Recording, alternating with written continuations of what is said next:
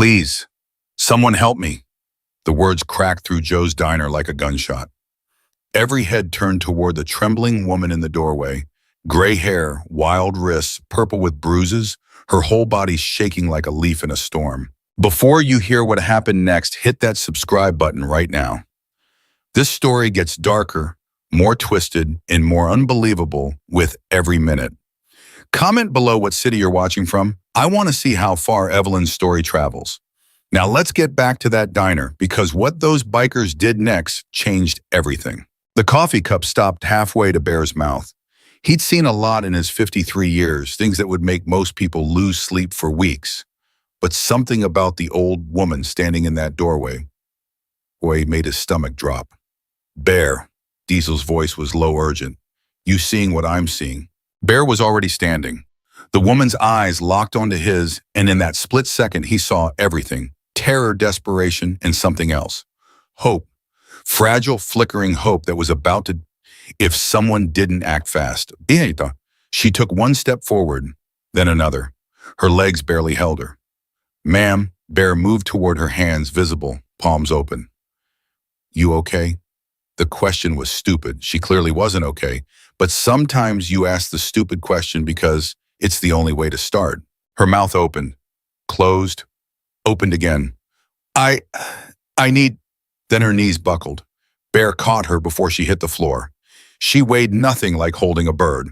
Her coat, expensive, once hung off her frame like it belonged to someone twice her size. Get her water, Bear snapped over his shoulder, and called no. The woman's hand shot out, grabbed his leather vest with surprising strength. No police? Not yet. Please, she'll know. She always knows. The diner had gone dead silent. Even the cook had stopped flipping burgers. Bear eased her into a chair at their table. Slider slid over without being asked, making room. Diesel already had water. Hammer stood by the door, blocking it without making it obvious, old habits from the club's protection work. The woman took the water with both hands, shaking so badly half of it slopped onto the table. She drank anyway, desperate gulps that suggested she hadn't had water in too long. Take your time, Bear said quietly. He pulled out the chair across from her, sat down slow, kept his voice level. You're safe here. Nobody's gonna hurt you. That's what I thought 6 months ago. Her voice was raw, like she'd been screaming, or crying, or both. I thought I was safe in my own home. Diesel leaned forward. Someone hurt you in your home. She nodded, looked down at her wrists. The bruises were fresh, maybe a day old, maybe less. But Bear could see older marks beneath them, yellow-green shadows that told a story of repeated violence. What's your name? He asked. Evelyn? Evelyn Prescott. She said it like she was testing the words, like she hadn't said her own name in a while. I'm 78 years old. I've lived in Riverside my entire life. I was a teacher.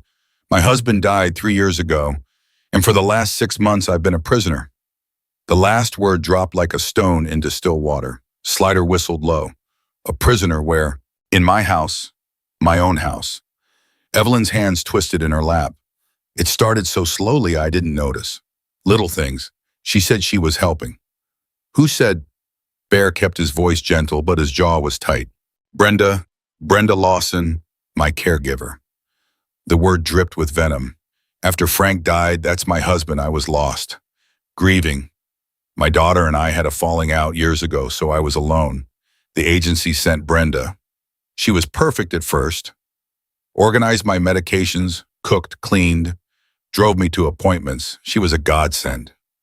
Evelyn laughed, a harsh sound with no humor in it. I was so grateful I didn't see what was happening. The way she started answering my phone before I could reach it. How she'd intercept my mail. When I wanted to go to church, she'd say I wasn't feeling well. Doctor's appointments got rescheduled. Always by her, always without asking me first. That's when you knew something was wrong, Diesel asked. No, Evelyn's voice dropped. I still trusted her. That's how good she was. She made me feel like I was losing my mind, like my memory was going. She'd tell me I'd agreed to things I never agreed to, said I'd forgotten conversations we never had. I started to believe her.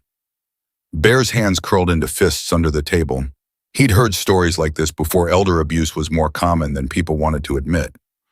But something about Evelyn's story felt worse, more calculated. 3 months ago, she convinced me to sign power of attorney. Evelyn's voice cracked. Said it was just paperwork in case something happened to me. I signed it because I trusted her. I trusted her completely. Oh no, Hammer muttered from the door. That's when everything changed. Evelyn looked up and her eyes were dry but fierce. Within a week, she'd transferred my house into her name, emptied my checking account, closed my savings. I found out by accident when I tried to use my credit card at the pharmacy and it was declined. I went home and confronted her. What happened? Slider asked. She locked me in my bedroom. The words came out flat, emotionless. Said I was confused. Said I was having an episode. She called a doctor, her doctor not mine, who said I needed rest and supervision. He prescribed medications. So many medications. Evelyn reached into her coat pocket with trembling fingers and pulled out a pill bottle, tossed it on the table. Bear picked it up. Olanzapine. That's an antipsychotic. I'm not psychotic. Evelyn's voice was steel under the tremor. I never was. But those pills made me foggy, tired, compliant. I took them because she gave them to me and I was too confused to question it. For weeks, I could barely get out of bed. I slept 16, 18 hours a day. When I was awake, I couldn't think straight. Jesus, Diesel breathed. But something in me fought back, Evelyn continued. Maybe it was Frank's voice in my head telling me to be strong. Maybe it was just stubbornness. I started palming the pills, pretending to swallow them but hiding them instead. It took almost a week before my head started to clear.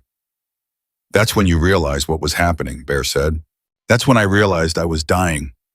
Evelyn's voice didn't waver. I'd lost 30 pounds. My blood pressure was dangerously low. I could tell from the headaches, the dizziness. She was starving me slowly, keeping me sedated enough that I couldn't fight back or call for help. My bedroom door locked from the outside. The windows had those safety locks Frank installed after his sister fell. My phone was gone. The landline was disconnected. I was completely isolated. The diner was so quiet Bear could hear his own heartbeat. How'd you get out? Hammer asked. This morning she left early, said she had an appointment. Usually she locks my door, but today she was in a hurry. She forgot. Evelyn smiled, but it was a terrible smile. I waited 10 minutes after her car left. Then I walked out my front door for the first time in 184 days. The number hit like a punch. I didn't have money, didn't have a phone, didn't know who to trust. Brenda knows everyone in town. The police chief plays golf with her brother. My lawyer retired last year and I don't know who took over his practice. So I walked, kept walking until I saw this place and saw you. She looked directly at Bear. I saw your vests, the patches. I knew who you were. Everyone knows about the motorcycle club on the edge of town. And I thought maybe, just maybe, you'd help an old woman who has no one else. Bear glanced at his brothers. Diesel nodded once. Slider cracked his knuckles. Hammer's face was stone. Ma'am, Bear said carefully, we're not exactly law-abiding citizens most of the time. But we've got rules. One of them is we don't let people hurt the innocent, especially not like this. I'm not asking you to hurt anyone, Evelyn said quickly. I'm asking you to help me get proof, real proof. Because when I go to the police, and I will go to the police, they're going to ask questions. They're going to want evidence. And right now, it's my word against hers, a frail old widow against a licensed caregiver with a spotless reputation. What kind of proof? Diesel asked. In my house in Brenda's room, there's a locked filing cabinet. I saw her putting documents in their papers with my signature, bank statements, titles. If we can get those documents, we can prove what she did. Breaking and entering, Slider said. That's what you're asking for. It's my house, Evelyn shot back, and suddenly Bear could see the woman she'd been before 6 months of hell broke her down. Or it was until she stole it. I'm asking you to help me get into my own home and retrieve my own property. Bear sat back. When does she usually come back? Not until 6. She goes to the gym, then has lunch with her sister. Every Thursday, like clockwork. Bear checked his watch, 10:47 a.m. They had time. You got keys? He asked. She changed the locks, but there's a window in the garage that doesn't close all the way. Frank always meant to fix it, but never got around to it. Evelyn's voice softened on her husband's name. All right, Bear stood. Here is how this is going to work. Evelyn, you're gonna stay here with Hammer. Diesel, Slider, and me will go to the house. You tell us exactly where this filing cabinet is, how to get in, and what we're looking for. We get the documents, we get out, and then we all go to the county sheriff, not the local police. Why county? Evelyn asked. Because if Brenda's got connections in town, counties cleaner. They've got jurisdiction but no local loyalties. Bear leaned forward. But I need you to understand something. If we do this, we're all in. We get caught, we're looking at charges. You sure this is what you want? Evelyn stood. Her legs didn't shake anymore. Her hands were steady. For 184 days, I haven't been able to make a single choice about my own life. Someone else told me when to sleep, what to eat, which pills to take. She took my money, my home, my dignity. She made me invisible. Evelyn's voice rang clear through the diner. So yes, I'm sure, because I'm done being quiet, I'm done being afraid, and I'm sure as hell done letting that woman win. Bear grinned. That's what I wanted to hear. Let's go get your life back. They were halfway to the door when Evelyn spoke again. Wait, there's something else you should know. Bear turned. Before me, Brenda cared for 2 other elderly women in this town. Both of them died within 8 months of hiring her. Both left everything to her in their wills. Evelyn's eyes were hard. At the time, nobody questioned it. Natural causes, they said. Old age. But now I know better. The temperature in the diner seemed to drop 10 degrees. You think she killed them, Diesel said. It wasn't a question. I think she's been doing this for years, Evelyn replied. And I think I was supposed to be number 3. But I'm not going quietly into that good night. Frank used to say I was too stubborn to die. Let's prove him right. They took 2 bikes and Hammer's pickup truck. Evelyn rode in the truck safer, less conspicuous. She directed them through residential streets lined with oak trees and well-kept lawns.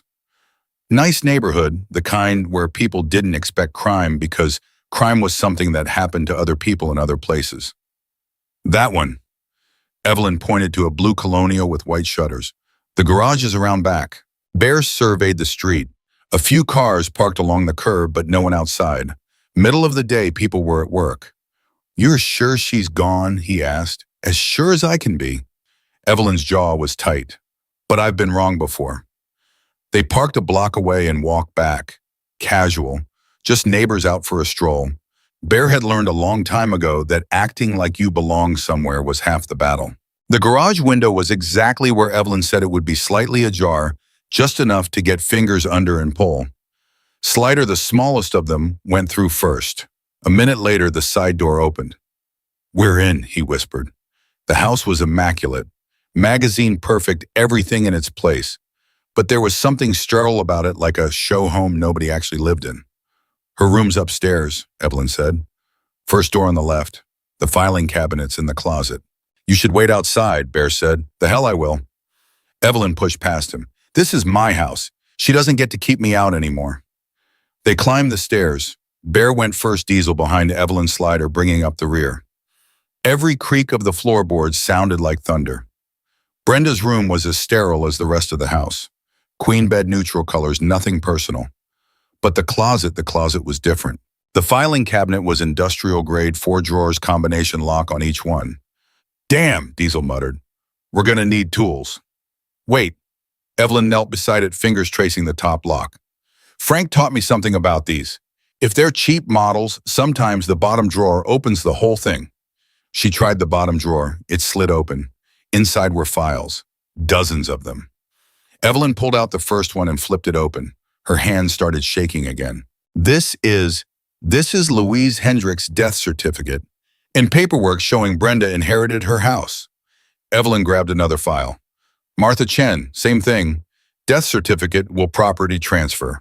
And look at the dates, both within 8 months of Brenda starting to work for them. We need to take all of it, Bear said. Every file, every document. They worked fast, pulling files, stacking them on the bed.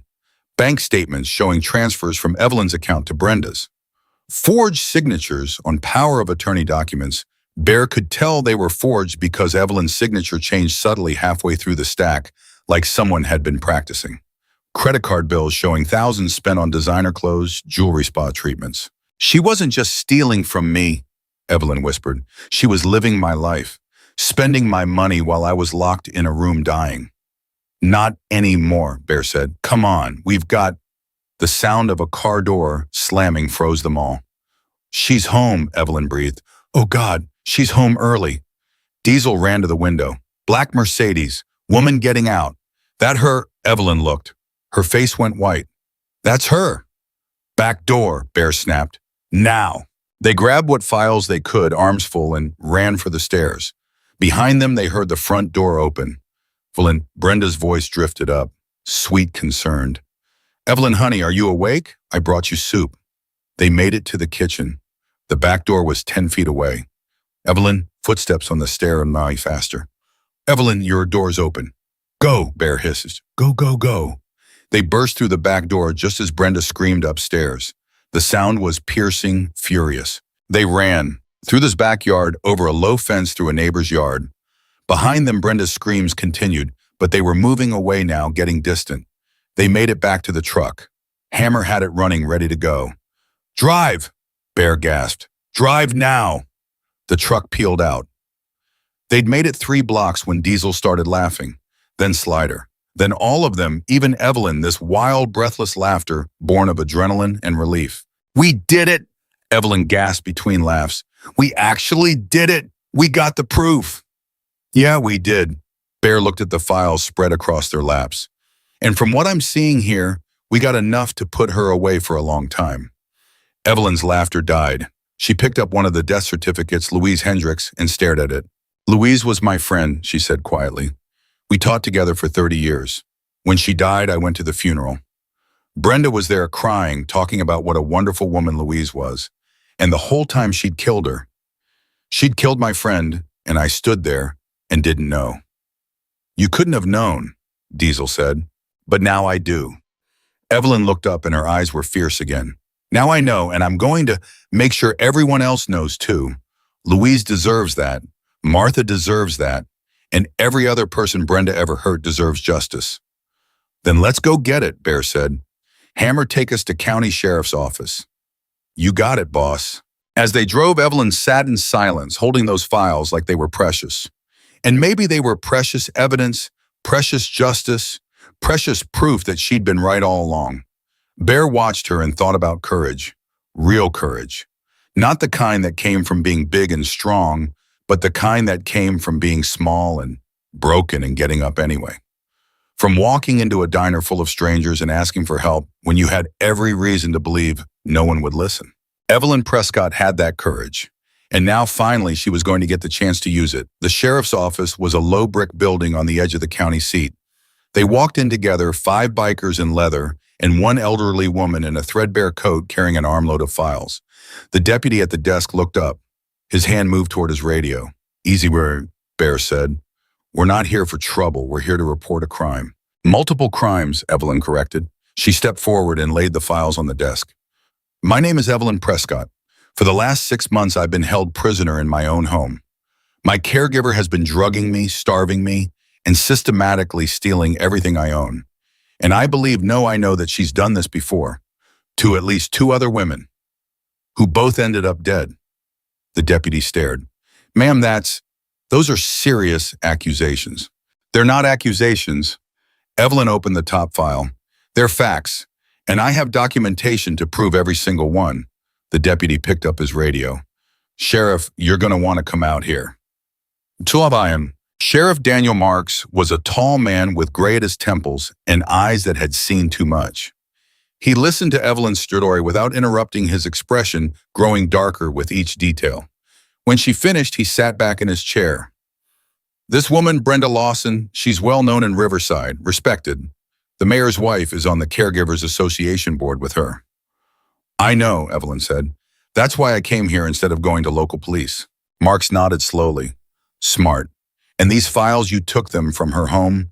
From my home, Evelyn corrected. That she stole from me, yes. That's going to complicate things in court. Defense attorney will say they were obtained illegally. But they're real, Bear cut in. You can verify every document, every bank transfer, every signature. You can check those death certificates, look into those cases. Even if you can't use the physical files, you know where to look now. Mark studied Bear. You're from the MC on Highway 9. Yes, sir. And you got involved because... Because she asked, Bear said simply, and because nobody else was listening. The sheriff turned back to Evelyn. Ma'am, I want you to know this is going to be hard. People in Riverside are going to take sides. Some are going to think you're confused making things up. Others are going to want to protect Brenda because she's one of them. You prepared for that. Evelyn's chin lifted. Sheriff, I've spent 6 months locked in a room being slowly poisoned and starved. I've lost my home, my money, and almost my life. I'm not afraid of what people think anymore. All right then, Mark stood. Let's start from the beginning. I'm going to need statements from all of you. Then we're going to need a medical evaluation on you, Mrs. Prescott, document those bruises, check for drugs in your system. And we're going to need to bring Brenda Lawson in for questioning. Today, Evelyn asked. Right now. Marks picked up his phone. Because if what you're telling me is true, if she's killed before, then every day she's out there is another day someone else could be in danger.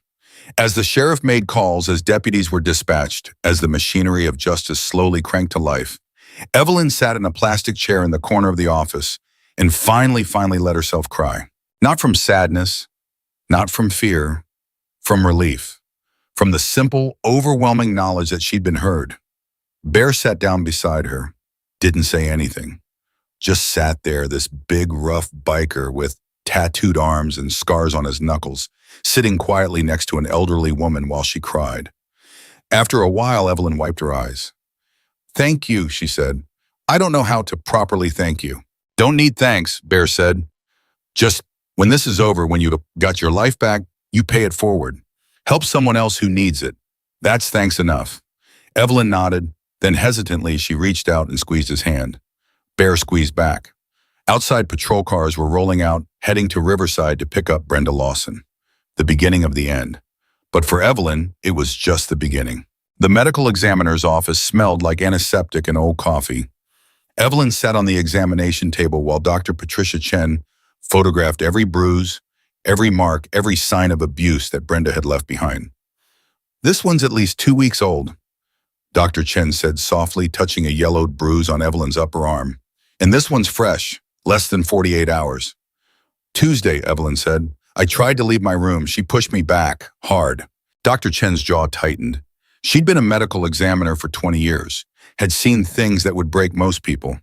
But something about this case was getting under her skin. I'm going to need blood samples, she said. Whatever she was giving you, we need to document it. The needle slid in. Evelyn watched her blood fill the vial and thought about all the times Brenda had done this exact thing, pretending to take her to doctor appointments, pretending to care. How long before you know, she asked. Lab's backed up, but Sheriff Marks put a rush on it. Tomorrow morning at the latest. Dr. Chen labeled the vials. Mrs. Prescott, I need to ask you something. You said she replaced your heart medication with vitamins. Do you still have those pills? I threw them away when I escaped, flushed them down a gas station toilet. Damn, Dr. Chen set down her pen. That would have been solid evidence. I wasn't thinking about evidence, Evelyn said quietly. I was thinking about survival. In the waiting room, Bear paced. Diesel sat with his head in his hands. Slider kept checking his phone, then putting it away, then checking it again. She should be done by now, Slider muttered. Medical exams take time, Hammer said from his position by the door, especially when they're documenting 6 months of abuse. The door opened. They all jumped. Dr. Chen stepped out, her expression grim. Sheriff Marks is on his way. You'll want to hear this. 10 minutes later, they were all crowded into Sheriff Marks's office. The space was too small for 7 people, but nobody cared. Tell them what you told me, Marks said. Dr. Chen pulled out a preliminary report. Mrs. Prescott is severely malnourished. Her weight is 32 pounds below healthy range for her height and age. She's dehydrated. Her blood pressure is dangerously low. She has what appears to be early-stage bed sores on her lower back, consistent with prolonged bed rest. Jesus, Diesel breathed. But here's what really concerns me. Dr. Chen flipped a page. Her blood work shows traces of olanzapine, like she said, but also alprazolam diphenhydramine and zolpidem. That's an antipsychotic, an anti-anxiety medication, an antihistamine, and a sleep aid, all at once. That's not normal, Bear asked. That's lethal if you're not careful. The combination alone could have killed him. Add in the malnutrition and dehydration, and frankly, Mrs. Prescott, I'm amazed you're alive. Evelyn's hands twisted in her lap. She wanted me dependent, too foggy to fight back. But not dead. Not yet. Not until she'd transferred everything into her name, Mark said darkly. Which brings me to our next problem. My deputies went to Brenda Lawson's house. She wasn't there. The room went cold. Awesome. What do you mean she wasn't there? Bear stood. We left her there screaming 2 hours ago. She cleared out. Fast. Neighbors saw her loading suitcases into her car around 1:30. She's running. Did you put out an APB? Hammer asked. Statewide, but she's got a 2-hour head start. Marks looked at Evelyn. I need to ask you something. Does she have access to any other properties? Vacation homes, storage units, anywhere she might go? Evelyn shook her head. Not that I know of, but I didn't know about a lot of things. What about family? Diesel asked. You said she has a sister. Marks nodded. Rachel Bingham lives on the north side of Riverside. We've got a unit watching her house, but so far, no sign of Brenda. She's too smart for that, Evelyn said.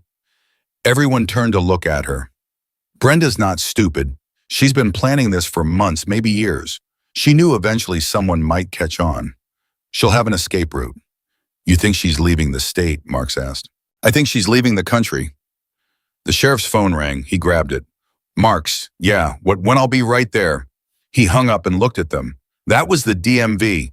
Brenda Lawson's car was just spotted on highway cameras heading toward the Canadian border. How far? Bear asked. If she's been driving since 1:30 and she's pushing speed limits, she could be at the border in 3 hours. Maybe less. Then we've got 3 hours to stop her, Evelyn said. Marks shook his head. Mrs. Prescott, this is a police matter now. We've got state troopers coordinating with Border Patrol. We'll get her. And if you don't, Evelyn's voice cracked, if she gets across that border, what happens to Louise, to Martha, to me? We become footnotes in a case that never closes. Ma'am. Sheriff, I've been silent for 184 days. I've been invisible. I've been erased from my own life. Evelyn stood, and despite her frail frame, despite everything she'd been through, she looked fierce. I will not let that woman disappear into Canada and live off my money while I'm still breathing. I won't. Bear looked at his brothers. A silent conversation passed between them. Sheriff Bear said carefully, what if we just happened to be heading north for a ride? And what if we just happened to see something? Mark stared at him. I can't officially condone civilians getting involved in an active pursuit, but you can't stop us from taking a drive. The sheriff was quiet for a long moment. Then he pulled out a map and spread it on his desk. If I were a woman running for Canada and I knew the highways were being watched, I might take back roads. Old logging routes through the mountains. There's one that runs parallel to Highway 95, comes out at a border crossing that's less monitored. His finger traced the route. Right here. Bear memorized the path. Appreciate the geography lesson, Sheriff. I gave you a map, nothing else. Marks looked at Evelyn. Mrs. Prescott, you should stay here. It's safer. No, her voice left no room for argument. I'm coming. Ma'am, if things go sideways, then I'll deal with it. But I'm not sitting in an office while someone else decides my future. Not anymore. Marks looked like he wanted to argue. Then he saw the steel in her eyes and knew it would be pointless. Fine, but you stay to the vehicle. No matter what happens, you stay in the vehicle. Understood? Understood. They were on the bikes 15 minutes later. Evelyn rode with Hammer in the truck, again a blanket around her shoulders, and the stack of stolen files on her lap. Bear led the way, Diesel and Slider flanking. The roads turned from asphalt to gravel as they climbed into the mountains. Pine trees pressed in on both sides, thick and dark. The temperature dropped. How you holding up? Hammer asked Evelyn. I'm fine. You don't look fine. You look like you're about to pass out. I haven't slept in 36 hours. Haven't eaten a real meal in days. My body's been poisoned for 6 months. Evelyn smiled grimly. But I'm still here, still breathing. That's fine enough. Hammer grunted. You're tougher than you look. My mother survived the Depression. My father fought in World War II. I taught. High school English for 40 years. She looked at him. Tough is in my DNA. Ahead, Bear's bike suddenly swerved. He was pointing at something off the road. Tire tracks, fresh ones cutting through the mud onto a side path barely wide enough for a car. Bear killed his engine. The others followed. In the sudden silence, they could hear a car engine in the distance. That's her, Diesel whispered. Has to be. They followed on foot, leaving the bikes behind. The path wound through dense forest branches, scraping. After 5 minutes, they saw it, a black Mercedes parked at an angle trunk, opened Brenda Lawson, frantically transferring bags from the car to a backpack. She hadn't seen them yet. Bear held up a hand. Stop. They crept closer, using the trees for cover. Brenda was talking to herself, a frantic stream of words. Stupid, stupid, so stupid. Should have waited. Should have made sure. But the money's transferred, the accounts are clean, just need to get across. Going somewhere. Bear's voice cut through the trees. Brenda spun. Her face went white, then red, then white again. You. She spat the word at Evelyn, who'd followed despite being told to stay in the truck. You stupid old woman. You couldn't just die quietly, could you? No, Evelyn said. I couldn't. Brenda's hand moved to her purse. Bear saw it and moved faster, crossing the distance between them in 3 strides. He grabbed her wrist before she could pull out whatever was in there. A gun clattered to the ground. Really, Bear picked it up, checked the chamber. Loaded. You were going to shoot your way across the border. Let me go. Brenda struggled, but Bear's grip was iron. You don't understand. I need this money. I've worked for it. I've earned it. You stole it, Evelyn said quietly. She walked closer and Brenda's eyes widened. You stole my life, Louise's life, Martha's life. How many others, Brenda? How many other women did you kill? I didn't kill anyone. Brenda's voice was shrill. They were old. They were dying anyway. I just helped them along and made sure their assets went to someone who would actually use them. You murdered them. Evelyn's voice didn't waver. You killed my friends, and you tried to kill me. You were alone, Brenda screamed. No family, no one who cared. Your daughter hadn't called in 7 years. You were just sitting in that house, wasting money, wasting space. I gave your life purpose. By locking me in a room, by drugging me, by starving me, by making sure your resources went somewhere useful. Brenda's face was twisted ugly. Do you know how hard I worked, the planning, the patience dealing with you people, and your complaints and your needs? I earned every penny. Diesel made a sound of disgust. You're insane. I'm practical. Brenda looked at Bear. Let me go. I'll split the money with you. 50-50. There's over 3 million in offshore accounts. You could disappear live like kings. Not interested, Bear said. Then what do you want?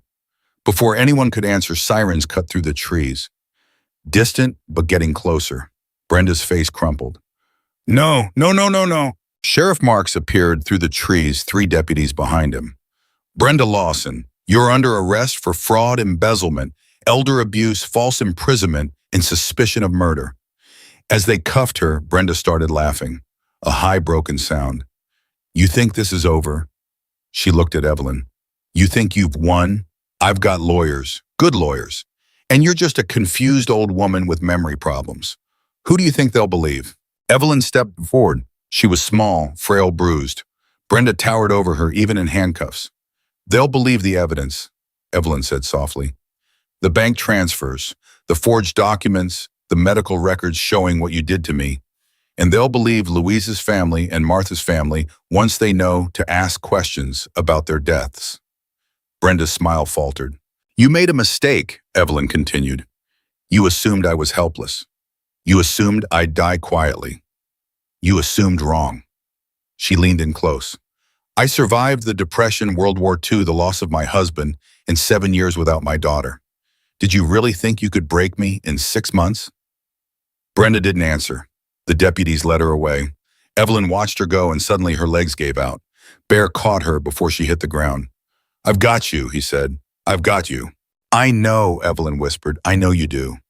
Back at the sheriff's office, the real work began. Statements were taken. Evidence was cataloged. The files Evelyn had stolen became the foundation of a case that kept expanding with every hour. By midnight, they'd confirmed 4 more potential victims. Women who'd hired Brenda Lawson as a caregiver, and died within a year, all leaving substantial assets to her. By 3 a.m., the district attorney had arrived grim-faced and angry. By dawn, Brenda Lawson had been charged with 6 counts of first-degree murder. Evelyn sat in the corner of the conference room wrapped in a blanket someone had found drinking coffee someone else had made. Bear sat next to her, his presence solid and comforting. "You should go home," he said quietly. "I don't have a home anymore. Remember, she stole it. We'll get it back. The DA says with the evidence we have, they can unwind all the transfers. It'll take time, but you'll get everything back." "Everything except the last 6 months." Evelyn's voice was hollow. "Everything except Louise and Martha and the others. You can't bring them back, but you stopped Brenda from taking anyone else. That counts for something." "Does it?" Evelyn looked at him. "Does it count if I feel empty?" Bear didn't answer right away. He learned that sometimes the only honest answer was silence. After a while, Evelyn spoke again. "My daughter Claire, she lives in Boston now. We haven't spoken in 7 years. She wanted me to sell the house after Frank died, move somewhere smaller. I refused, said I was fine on my own.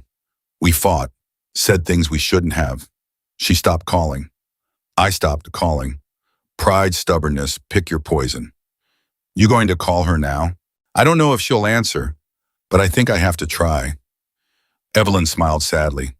"Brenda was right about one thing. I was alone. I chose to be alone, and that made me vulnerable.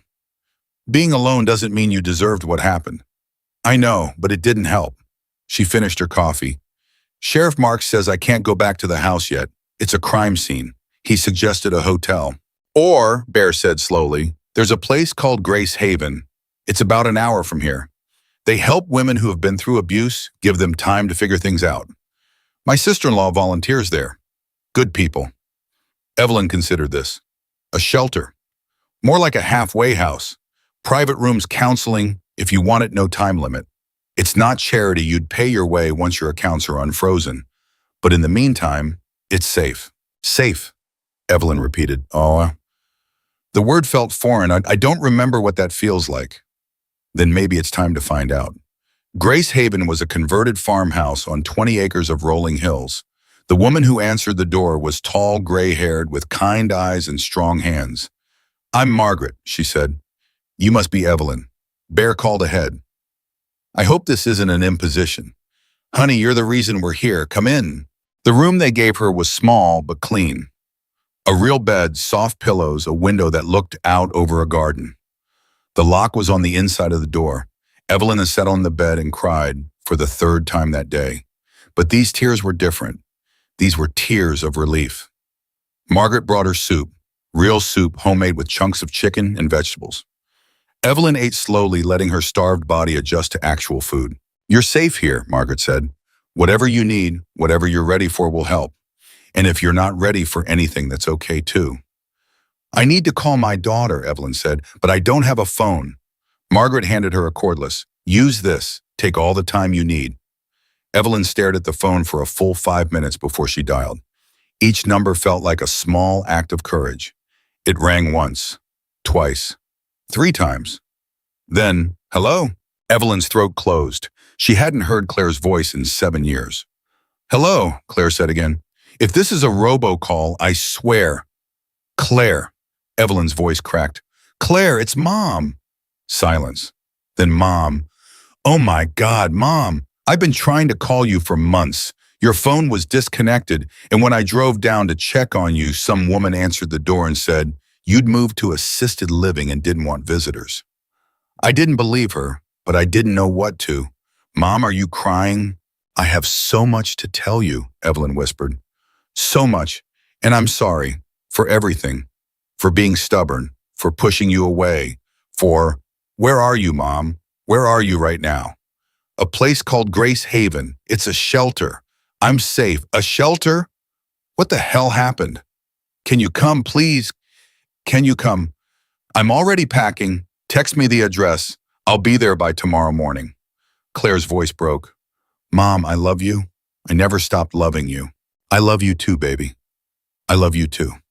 When she hung up, Margaret was standing in the doorway with a box of tissues. "She's coming," Evelyn said, laughing and crying at the same time. "My daughter's coming." Then we better get you some rest. You only want to look your best. But Evelyn couldn't rest. Her mind was racing, thinking about everything that had happened, everything that would happen. The trial, the media coverage, the long process of rebuilding her life. And thinking about 7 women, Louise, Martha, 4 others whose names she didn't even know yet. Women who'd been alone, vulnerable, trusting. Women who hadn't survived. She owed them her voice, her story, her refusal to be silent. At 3 in the morning, unable to sleep, she went downstairs. Found Margaret in the kitchen, also awake. Can't sleep either, Margaret asked. Too much in my head. Tell me. So Evelyn did. Told her everything from the moment Brenda first arrived to the moment she walked into Joe's diner. Told her about the fear, the confusion, the slow realization that she was being murdered. And told her about the decision to fight back. You're brave, Margaret said when she finished. I was desperate. Brave people usually are. Bravery isn't the absence of fear. It's moving forward despite it. I'm still afraid, Evelyn admitted. Afraid of the trial. Afraid of facing people who won't believe me. Afraid of, she stopped, of being alone again. Yes. Margaret reached across the table and took her hand. You're not alone anymore. You've got your daughter coming tomorrow. You've got Bear and his crew watching your back. You've got all of us here, and you've got yourself the version of yourself who walked into that diner and refused to give up. She's not going anywhere. Evelyn squeezed her hand. Thank you. Don't thank me yet. Wait until you taste my breakfast. I'm a terrible cook. They laughed and it felt good, normal, human. Upstairs in her small safe room, Evelyn finally slept. For the first time in 6 months, she slept without fear, without drugs, without someone standing over her, controlling her every breath. She slept free. And when she woke, the sun was streaming through her window, and somewhere on the highway, her daughter was driving toward her. The nightmare was over. The healing was about to begin. The sound of tires on gravel woke Evelyn at 9:15. She knew that sound, knew it in her bones before her mind caught up. Claire was here. She sat up too fast, head spinning, hands shaking as she tried to smooth her hair. 7 years. 7 years of silence, of pride, of words unsaid. And now her daughter was 30 feet away, and Evelyn looked like hell and smelled like borrowed soap. And Mom, the voice came from downstairs. Evelyn's feet moved before she could think, carrying her to the door down the hallway to the top of the stairs. Claire stood in the entryway. 45 years old now, hair shorter than Evelyn remembered, lines around her eyes that hadn't been there before. She wore jeans and a wrinkled sweater, like she'd thrown on whatever was closest and driven through the night. Their eyes met. Oh, Mom, Claire's voice broke. Oh, God, what did she do to you? Evelyn tried to answer but couldn't. Claire was already moving, taking the stairs 2 at a time. And then she was there, arms around Evelyn, holding her like she might disappear. I'm sorry, Evelyn whispered into her daughter's shoulder. I'm so sorry. No, don't you dare apologize. This isn't your fault. I pushed you away. 7 years, Claire. 7 years of... Stop. Claire pulled back the hands on Evelyn's shoulders. We'll talk about all of that later. Right now, I need to know you're okay. Are you okay? I don't know. The honest answer surprised them both. I'm alive. That's something. Margaret appeared with coffee. You two need time. I'll be in the kitchen if you need anything. They sat in the common room. Claire kept touching Evelyn, her hand, her arm, her shoulder, like she needed proof this was real. The woman who answered the door, Claire said. Brenda, she seemed so concerned, said you'd had a series of small strokes, that you'd decided assisted living was safer. She gave me the name of a facility, but when I called, they'd never heard of you. I drove there anyway. Nothing. I hired a private investigator last month, Mom. He couldn't find any trace of you, because I was locked in my bedroom. Evelyn's hands curled into fists. She disconnected the landline, took my cell phone, intercepted my mail. Anyone who came to the door, she told them I was sleeping or sick or didn't want visitors. For 6 months, 184 days. Claire made a sound like she'd been punched. I should have tried harder. I should have broken down the door. I should have... You couldn't have known. She was good at this. She'd done it before. How many times? At least 6, maybe more. Evelyn met her daughter's eyes. She killed them, Claire. Louise Hendricks, Martha Chen, 4 others we know about. And God knows how many we don't. Claire stood abruptly, paced to the window, paced back. I want to see her. I want to look that woman in the face and she's in county jail, no bail. Good, that's good. But Claire's hands were shaking. She sat down again. Tell me everything, from the beginning. So Evelyn did. Told her about Frank's death, the loneliness hiring Brenda. Told her about the slow manipulation, the isolation, the drugs, the locked door, the starvation, the bruises, all of it. Claire listened without interrupting, but tears streamed down her face. When I got out, Evelyn said, I went to Joe's diner. There were these bikers there, 8 of them. I was terrified, but more terrified of going back, so I asked them for help. Bikers, a motorcycle club. They could have laughed at me, could have ignored me. Instead, they broke into my house, stole back my files, and helped me build a case. Evelyn smiled slightly. Their leader's name is Bear, big man covered in tattoos, heart like gold. He's the reason I'm alive. I need to meet him. I need to thank him. You will, but Claire, there's something else. Evelyn took a breath. The trial's going to be public. Media coverage, cameras, reporters. My name's going to be everywhere. Your name too, probably. They're going to ask why you weren't there, why you didn't know. Let them ask. Claire's voice was steel. I don't care what anyone thinks. I care about you. A knock interrupted them. Margaret poked her head in. Sorry to intrude, but Sheriff Marks is on the phone. Says it's urgent. Evelyn's stomach dropped. What now? She took the call in Margaret's office. Claire stayed close, one hand on her mother's back. Mrs. Prescott, Marks said, we've had a development. Brenda Lawson's attorney filed a motion this morning.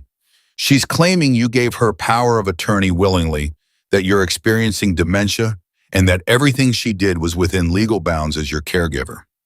That's a lie. I know it's a lie, but here's the problem. She's got a doctor willing to testify that he diagnosed you with early-stage Alzheimer's 8 months ago. What doctor never saw a doctor for that? I don't have Alzheimer's. Dr. Richard Pemberton says you came to his office twice, both times with Brenda. He has medical records with your signature. Evelyn felt the room tilt. Those are forged. They have to be forged. Dr. Chen's already on it. She's reviewing the records, checking signatures against known samples. But Mrs. Prescott, this is what Brenda's going to argue in court, that you're mentally incompetent, that everything you've said is the product of confusion and paranoia. No, Claire grabbed the phone. Sheriff, this is Claire Prescott, Evelyn's daughter. My mother is sharp as a tack, always has been. If there are medical records saying otherwise, they're fake. I believe you, ma'am, but a jury might not, especially if Brenda's lawyer puts on a good show. He paused. There's something else. We've been investigating the deaths of the other victims. Louise Hendrick's autopsy showed digitalis toxicity. Her doctor had prescribed it for her heart condition, but the levels in her system were 3 times the therapeutic dose. Brenda overdosed her, Evelyn said. That's what it looks like. And Martha Chen's death certificate lists on cardiac arrest, but when we dug deeper, we found she'd complained to her regular doctor about sudden fainting spells right before she died. Symptoms consistent with drug interaction. Can you prove Brenda did it? We're trying, but it's been years. Evidence degrades, memories fade. Brenda was smart. She always made it look natural. Except with me, Evelyn said. She got sloppy with me. Or cocky. Either way, you're our best shot at putting her away for good, which is why we need you ready for what's coming. Brenda's lawyer is a shark named Vincent Calabresi. He specializes in elder law, and he's very good at making confused old people look even more confused on the stand. I'm not confused. I know, but he's going to try to make the jury think you are. After the call ended, Claire paced the office like a caged animal. This is insane. You escaped. You have evidence. How can they possibly claim you're incompetent? Because that's what they do, Margaret said from the doorway. She'd been listening. They find the weakest point and hammer it until something breaks. Your mother's age makes her vulnerable in court.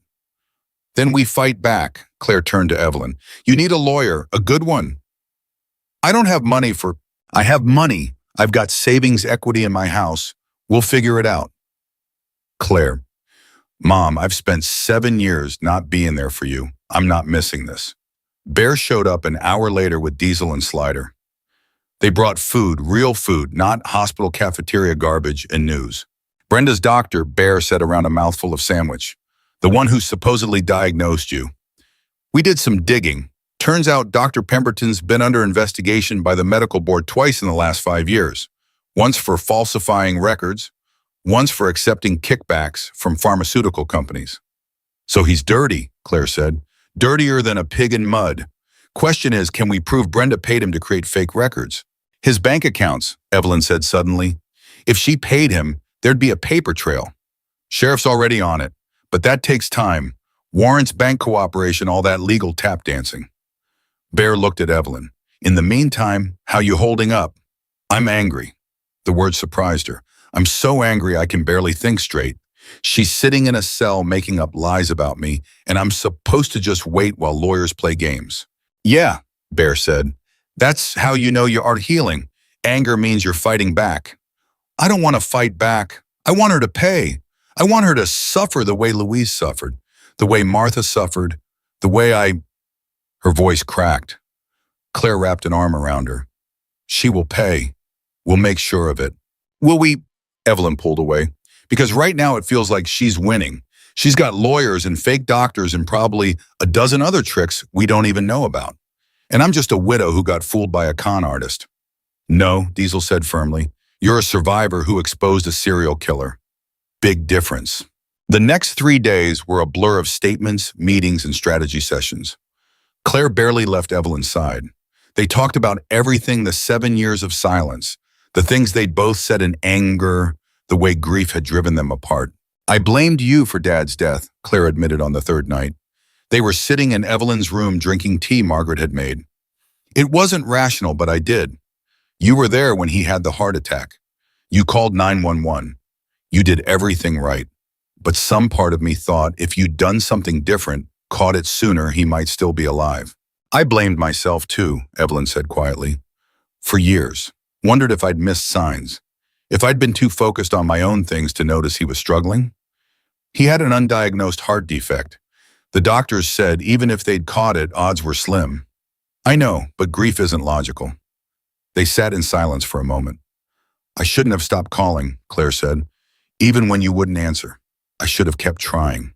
I shouldn't have shut you out. Evelyn took her daughter's hand. I was drowning in loneliness, but too proud to admit I needed help. And then Brenda showed up, and she seemed like the answer to everything. Someone to talk to, someone who cared, except she didn't care. She was just patient. Patient. She waited. Waited for me to trust her completely. Waited until I was isolated enough that no one would question her story. Waited until I was weak enough to control. Evelyn's grip tightened. That's what makes her so dangerous. She doesn't act on impulse. She plans. Months, maybe years in advance. The phone rang. Margaret answered, then called up the stairs. Evelyn, it's Sheriff Marks again? This time the news was different. We found something, Mark said. In Brenda's storage unit, journals. Dozens of them. She documented everything. What do you mean everything? Every victim. Every step of her process. Louise, Martha, the others, she wrote about them like they were projects. How long it took to gain their trust. What medications she used. How she convinced them to change their wills. It's all there in her own handwriting. Evelyn couldn't breathe. She kept records. Detailed ones, dates, dosages, bank transfers. She even rated her own performance. Louise got an 8 out of 10. Martha got a 9. You know what you got? What? A 6. She wrote that you were more difficult than expected, that you fought back more than the others, that she'd had to escalate tactics earlier than planned. Marks paused. Mrs. Prescott, this woman was keeping score. She saw murder as a skill to be perfected. Oh God, this changes everything. With these journals, we've got premeditation, planning, intent. Her lawyer can't spin this as mercy or misunderstood caregiving. This is first-degree murder, multiple counts. When's the trial? Preliminary hearing is set for next week, but honestly, I don't think we're going to trial. Her lawyer saw the journals. I'm betting he's already working on a plea deal. After hanging up, Evelyn told Claire everything. A 6, Claire said. She gave you a 6 because you wouldn't die quietly. I should be horrified. Evelyn stared at her hands. But I'm almost proud. I made her job harder. I cost her time and effort and planning. I messed up her perfect record. Mom, that's not... I know it's twisted, but right now I'll take whatever small victory I can get. The preliminary hearing was exactly as awful as Evelyn expected. Brenda sat at the defense table in a modest dress, hair pulled back, looking like somebody's favorite aunt. She didn't look at Evelyn, didn't acknowledge her existence. Vincent Calabrese stood and painted a picture of a devoted caregiver overwhelmed by a difficult patient, a woman who'd only wanted to help but found herself accused of terrible crimes by someone suffering from dementia. Then the prosecutor stood. Her name was Janet Wu, and she was 40 years old with a reputation for never losing. Your Honor, she said, I'd like to submit into evidence the contents of a storage unit rented by the defendant. She laid out the journals, all of them, stacked them on a table like building blocks of damnation. These are the defendant's own words, her own documentation of 8 separate murders spanning 12 years. She details how she selected her victims, how she isolated them, how she administered drugs to make them compliant, and how she timed their deaths to coincide with estate transfers. Calabrese shot to his feet. Objection, chain of custody has not been established. Chain of custody is rock solid. Sheriff's Department secured the storage unit with proper warrant procedures. Every journal has been photographed, cataloged, and verified as the defendant's handwriting by 3 separate experts. The judge peered over his glasses. Ms. Wu, you said 8 murders. The charges only list 6. We've identified 2 additional victims since the arrest. Judith Park died 2019. Susan Reynolds died 2021. Both women hired the defendant as a caregiver. Both died within 9 months. Both left substantial estates to the defendant, and both are mentioned by name in these journals. The courtroom erupted. The judge banged his gavel. Brenda's face had gone white. Calabrese leaned over and whispered something urgent in her ear. She shook her head violently. He whispered again. This time she nodded. Your Honor, Calabrese said, my client requests a recess to discuss potential options with counsel. Denied. We're continuing. Wu called her first witness. Dr. Patricia Chen took the stand.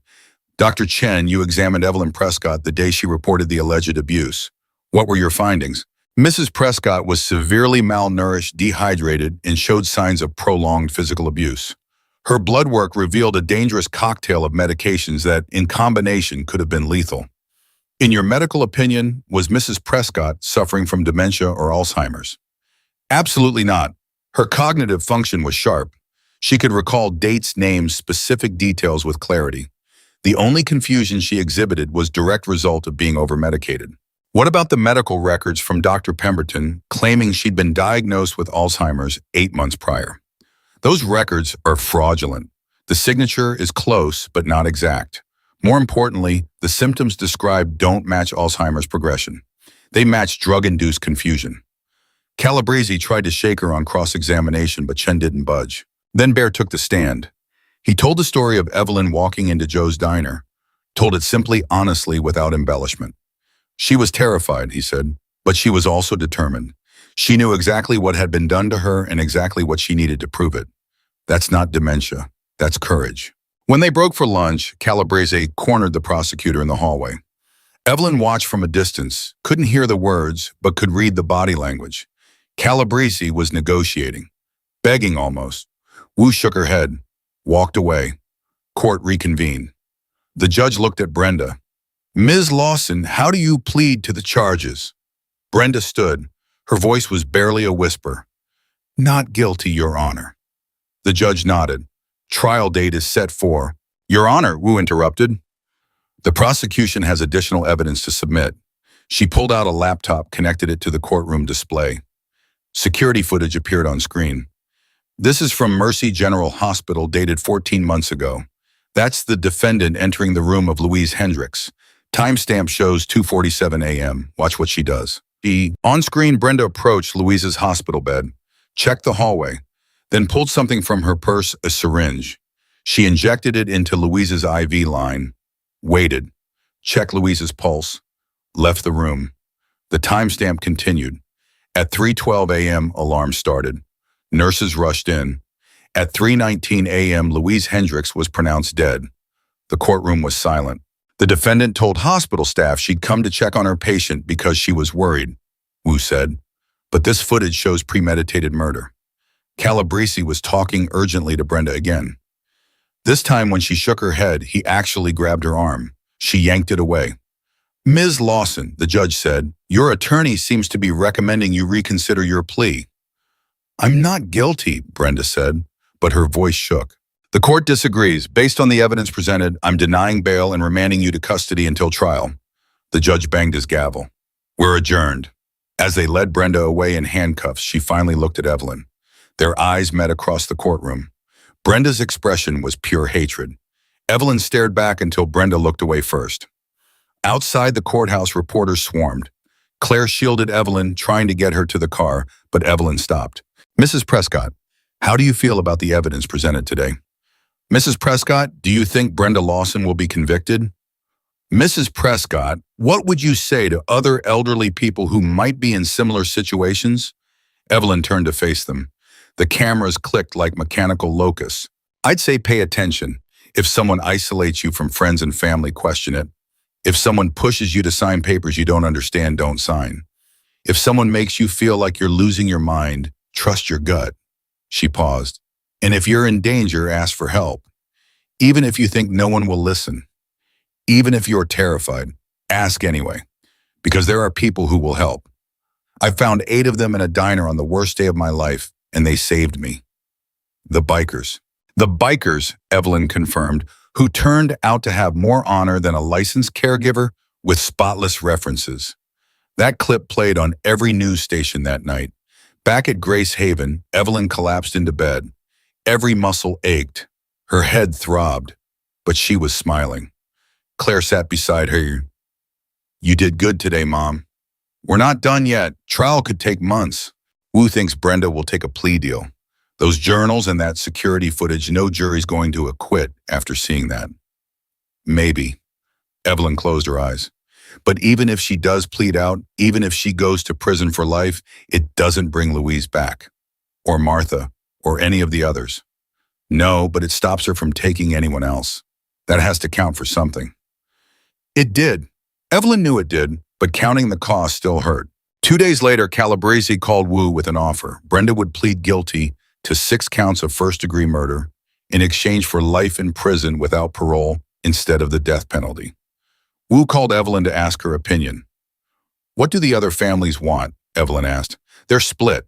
Some want her executed. Some just want it over. And you, what do you think?" "I think she's 62 years old. Life without parole means she'll die in prison either way. And a plea deal means you don't have to testify, don't have to relive everything in front of cameras." Evelyn thought about that, thought about sitting on a witness stand while Calabrese tried to make her look confused, thought about months of trial media coverage, her life picked apart for public consumption. "Tell him we'll accept the plea," she said, "on one condition." "What condition?" "I wanted to be in the room when she allocutes. I want to hear her admit what she did." Wu was quiet for a moment. "I'll make it happen." The allocution hearing was scheduled for the following week. No cameras allowed, no reporters, just the judge, the lawyers, the victims' families, and Brenda. Evelyn sat in the front row, Claire on one side, Bear on the other. Behind them, the families of Louise, Martha, Judith, Susan, and 3 others whose names Evelyn was still learning. Brenda entered in an orange jumpsuit, hands and feet shackled. She looked smaller somehow, diminished. "Ms. Lawson," the judge said, "you're here to enter a plea in the matter of 8 counts of first-degree murder. How do you plead guilty, Your Honor? And you understand that by pleading guilty, you're waiving your right to trial and accepting a sentence of life in prison without possibility of parole." "I understand." "The court requires you to allocute to state in your own words what you did. Are you prepared to do that?" Brenda's jaw tightened. "Yes, Your Honor." "Proceed." She took a breath, didn't look at anyone. "I selected elderly women who were isolated and vulnerable. I gained their trust by providing competent care. Once they trusted me completely, I convinced them to give me power of attorney and change their wills in my favor. Then I administered drugs to make them compliant and confused. I isolated them from anyone who might notice. And when everything was transferred into my name, I killed them using methods that looked like natural causes." The courtroom was silent. "How many women did you do this to?" the judge asked. 8 that I completed. Two others I started but didn't finish. Why didn't you finish? One moved away to live with her son. The other died of an actual heart attack before I could proceed. The judge's expression was granite, and you felt no remorse for any of this. For the first time, Brenda looked up, looked directly at Evelyn. No, she said, they were going to die anyway. I just made sure their death served a purpose. Someone behind Evelyn gasped. Someone else cursed. The judge banged his gavel. Ms. Lawson, I've seen many things in 30 years on the bench, but I've never seen someone so devoid of human empathy. He picked up his sentencing order. You will serve 8 consecutive life sentences without possibility of parole. You will be transferred to state prison immediately. May God have mercy on your soul, because this court certainly doesn't. As guards led Brenda away, she passed Evelyn's row. Stopped. You ruined everything, she hissed. You were supposed to be easy, but you had to fight, had to make noise, had to live, Evelyn had finished. I had to live, and I did, while you're going to die in a cell. Brenda's face twisted. Then the guards pulled her away. Evelyn watched her go and felt nothing. No satisfaction, no relief, just exhaustion. Outside, families hugged. Some cried. Some just stood in the sunlight, breathing free air. Louise's daughter approached Evelyn. Thank you. If you hadn't fought back, we'd never have known. We'd have spent the rest of our lives thinking my mother died peacefully, not knowing she'd been murdered. I'm so sorry about your mother. She was a good friend. She was, and she'd be proud of you. One by one, the other families came, thanked her, cried with her, shared stories of their loved ones. Martha's son showed her a photo. That's Mom at her 70th birthday. See how happy she looks. That's how I'm choosing to remember her. Not the end, but the joy. Evelyn held the photo and felt something break open inside her chest. All these women, all these lives cut short, all these families left with questions. Until now. They won't be forgotten, she told him. None of them, I promise. That night at Grace Haven, Evelyn and Claire sat on the porch swing. The sun was setting, painting the sky in shades of orange and pink. What happens now? Claire asked. I don't know. The house is still tied up in legal proceedings. Could be months before I can move it back in if I even want to. You don't have to decide that now. No, but I do have to decide what comes next, who I want to be after all this. Who do you want to be? Evelyn thought about that, thought about the woman who'd walked into Joe's diner 6 days ago, terrified, broken, desperate, and thought about the woman sitting on this porch now scarred, angry, but alive. I want to be someone who helps, she said finally. Someone who makes sure what happened to me doesn't happen to anyone else. I don't know how yet, but that's where I start. Claire smiled. Then that's where we start. Together. Together, Evelyn agreed. Inside, Margaret called that dinner was ready. They went in, and for the first time in 191 days, Evelyn sat down to a meal as a free woman. The nightmare was over, but the story Evelyn realized was just beginning. 3 weeks after Brenda's sentencing, Evelyn woke to find Claire packing her suitcase. You're leaving. It wasn't a question. Claire looked up, guilt written across her face. I have to get back to Boston. Work's been understanding, but I've got a project deadline and it's fine. Evelyn sat on the edge of the bed. You have a life, I understand. No, you don't. You're saying the words, but your voice says something else entirely. Claire zipped the suitcase with more force than necessary. Mom, I don't want to leave you, but I can't just abandon my job, my apartment, everything I've built. I'm not asking you to. Then what are you asking? Evelyn didn't answer right away. What was she asking? For Claire to stay forever, to give up her whole life because her mother had been stupid enough to trust a serial killer. I'm not asking for anything, she said finally. You've already done more than enough. Claire threw a shirt into the suitcase. There it is, that tone, the one that says you're fine when you're clearly not fine. What do you want me to say? That I'm terrified of being alone again? That every time I close my eyes, I see that locked door? That I wake up at 3 a.m. convinced Brenda somehow escaped and is coming to finish what she started? Evelyn's voice rose. Is that what you want to hear? Yes, because at least that's honest. Claire abandoned the suitcase and sat beside her mother. You've been through hell. You're allowed to not be okay. Being not okay is a luxury I can't afford. Evelyn stood, moved to the window. There are families out there who lost their mothers, their grandmothers, their friends because of Brenda. They're looking at me like I'm some kind of hero because I survived. I can't fall apart. Not now. Why not? Because if I start, I might never stop. The words hung between them like smoke. Claire took her mother's hand. Come to Boston with me, just for a few weeks.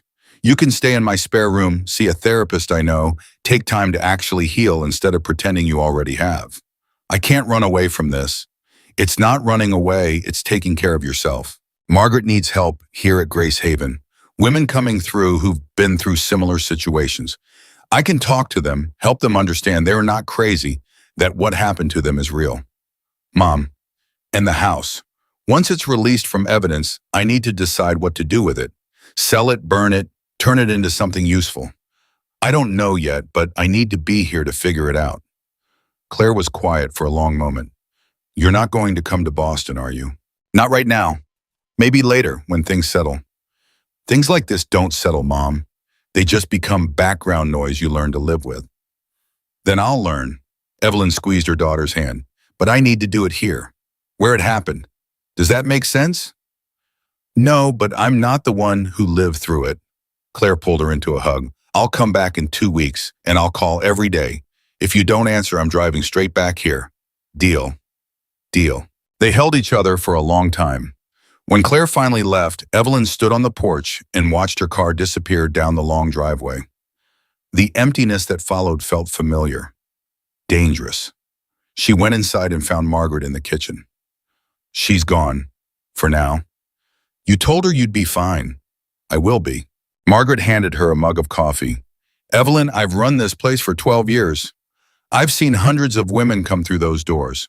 The ones who heal fastest are the ones who admit they're broken first. I'm not broken. You're shattered. There's a difference. Broken things can be fixed. Shattered things have to be rebuilt from scratch. Margaret sat down at the table. I want to offer you something. What? A job. Part-time flexible hours. Talking to the women who come here. Helping them understand what abuse looks like, how it progresses, how to recognize the signs before it's too late. Evelyn sat down slowly. You want me to relive my trauma over and over. I want you to turn your trauma into purpose, but only if you're ready. If you're not, that's okay too. I don't know if I'm ready. Then start small. We have a woman coming in tomorrow. 63 years old, convinced her daughter is stealing from her. Maybe she's right. Maybe she's paranoid. Either way, she needs someone who understands. Margaret met her eyes. She needs someone like you. The woman's name was Patricia Moreno. She arrived the next morning with one suitcase and eyes that reminded Evelyn of her own reflection 3 weeks ago, scared, confused, desperate. They sat in the common room. Evelyn let Patricia talk. My daughter says I'm imagining things, that I'm getting forgetful. But I know what I saw. Bank statements with withdrawals I didn't make, my jewelry missing, the deed to my house with signatures I don't remember signing. Patricia's hands twisted in her lap. Everyone thinks I'm crazy. Am I crazy? No. Evelyn reached across and took her hand. You're not crazy, and I know that because 6 weeks ago I thought I was losing my mind too. She told Patricia her story. Not all of it that would take hours, but enough. Enough to show that she understood, that she believed her. Patricia cried. I thought I was the only one. I thought maybe I really was losing it. That's what they count on, making you doubt yourself, making you think you're the problem. Evelyn squeezed her hand. But you're not, and we're going to figure out what's really happening, together. Over the next week, Evelyn helped Patricia document everything. Missing items, unexplained withdrawals, forged signatures. They built a case the same way Evelyn had built hers, one piece of evidence at a time. When they finally had enough, Patricia's son flew in from California. He hadn't talked to his sister in years, hadn't known what was happening. I should have paid more attention, he said, sitting in Margaret's office with his head in his hands. I should have called, more visited more. You didn't know, Patricia said. None of us knew until it was almost too late. They went to the police together. Patricia's daughter was arrested the following day. The relief on Patricia's face was something Evelyn recognized, the relief of being believed, of being heard, of being free. Thank you, Patricia said before her son drove her back to California. I don't know what I would have done without you. You would have survived, Evelyn said, because that's what we do. We survive. But after Patricia left, Evelyn sat alone in her room and wondered if survival was enough. She'd survived. She'd helped Patricia survive, but the hollowness inside her hadn't gone away. Bear showed up 2 days later on his motorcycle carrying takeout Chinese food and news. Thought you might want to know, he said, spreading containers across the kitchen table. Brenda's already made enemies in prison. Turns out a lot of women in there have mothers. They don't take kindly to people who hurt old ladies. Is she safe? She's in protective custody, but yeah, she's miserable. Guards say she cries every night. Evelyn stabbed at her lo mein. I should feel good about that, but I don't feel anything. That's normal. Is it because it doesn't feel normal? It feels like I'm hollow, like Brenda took something from me that I can't get back. Bear was quiet for a moment. Can I tell you something about my dad? Evelyn nodded. He was a mean drunk. Beat my mom, beat me and my sister whenever he felt like it. When I was 15, I finally fought back. Put him in the hospital. Judge gave me a choice, juvie or the military. I picked the Marines. I didn't know that. Not many people do. Point is, I spent years angry. At him, at myself, at the world. That anger ate me alive until I realized something. He met her eyes. He didn't take anything from me. I gave it to him by staying angry. The day I let that go was the day I got my power back. I'm not angry at Brenda. No, you're angry at yourself for trusting her, for not seeing the signs, for being vulnerable. He pushed the rice toward her. But vulnerability isn't weakness, Evelyn. It's human, and beating yourself up for being human is just another way of letting her win. How do I stop? You don't, not all at once. But you start by deciding who you want to be now. Not who you were before Brenda, not who you were during, but who you are after. The question stuck with her for days. Who was she after? Not the woman who'd taught high school English and baked pies for church fundraisers. That woman was gone. But not the broken victim either. That woman was a snapshot, not a destination. So who Sheriff Marks called on a Thursday? Mrs. Prescott, I've got news about your house. Court's releasing it from evidence next week. You can move it back in if you want. If I want, Evelyn laughed without humor. That's the question, isn't it? You don't have to decide now. Yes, I do, because every day I don't decide is another day I'm letting fear control me. She drove out there the next morning. Claire had offered to come, but Evelyn needed to do this alone. The house looked the same from the outside. Blue paint, white shutters, Frank's rose bushes starting to bloom. Normal, innocent, like nothing terrible had ever happened there. But Evelyn's hands shook as she unlocked the front door. The inside was different. Police had searched every room, leaving things slightly off. But more than that, the house felt wrong, tainted, like Brenda's presence had seeped into the walls. She walked through each room. Living room where she and Frank had watched TV, kitchen where she'd cooked 1,000 meals, dining room where they'd hosted friends, celebrated holidays. Then upstairs, to her bedroom. The door was open. Someone had removed the external lock, but she could still see where it had been mounted. Still see the scratches on the door frame from where she'd tried to claw her way out during the first week. She walked inside. The bed was still there, the one she'd spent 184 days dying in. The window she'd stared out of, watching the world continue without her. The corner where she'd hidden pills pretending to swallow poison. This room had been her prison. And suddenly standing there, Evelyn realized something. She didn't want it anymore. Didn't want this house, these walls, these memories. She pulled out her phone and called a number Margaret had given her. Hello, Mr. Chen. This is Evelyn Prescott. Margaret from Grace Haven said you do real estate. I have a house I'd like to sell. Certainly. When would you like me to come by?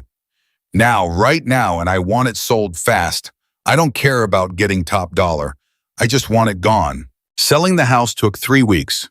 The buyer was a young couple expecting their first child. They walked through with stars in their eyes talking about which room would be the nursery where they'd put the Christmas tree.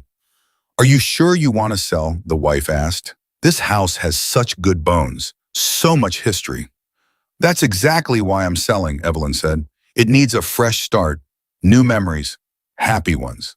The closing was on a Tuesday. Evelyn signed papers until her hand cramped. When it was done, the realtor handed her a check. "What are you going to do now?" he asked. "I have no idea." But that wasn't entirely true. Because driving back to Grace Haven, Evelyn realized she did have an idea. It had been growing in the back of her mind for weeks, taking shape slowly. She found Margaret in the garden pulling weeds. "I want to buy this place," Evelyn said without preamble. Margaret sat back on her heels. "What? Grace Haven, I want to buy it from you. I know you've been talking about retiring. I have money from the house sale plus whatever I get back from Brenda's stolen funds. It's not enough to buy the place outright, but it's a start.